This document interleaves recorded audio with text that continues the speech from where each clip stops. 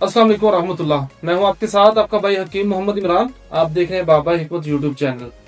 ये करशी लेबोरेटरी के शाही कैप्सूल मेरे पास है। काफी दोस्त अहबाब के मैसेज आते हैं हकीम साहब करशी लेबोरेटरी की कोई ऐसी चीज बताएं जो मार्केट में इजीली अवेलेबल हो। जरियान एहतलाम धात के लिए नाइट फॉल हो जाता है, हकीम साहब रात को सोए होते हैं, ख्वाब में कुछ ऐसा देखते हैं।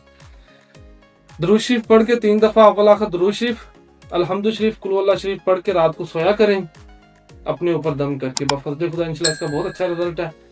और सुबह शाम एक एक कैप्सूल, शाही कैप्सूल। अगर टेटनस का मसला है, इंतशार का मसला है, मादा मुनैया में कुछ ऐसा है, क्योंकि सोशल मीडिया इधर कुछ चीजें खुल के बयान नहीं की जा सकती जो कि तिब और तबीब की वकार के खिलाफ हैं।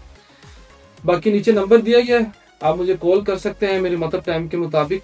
आपका भाई हकीम मोहम्मद इमरान। इसके अलावा किसी किस्म का कोई मशवरा है, कोई प्रॉब्लम है, आप राब्ता कर सकते हैं। नंबर नीचे दिया गया है। अपने भाई को दुआ में याद रखिएगा।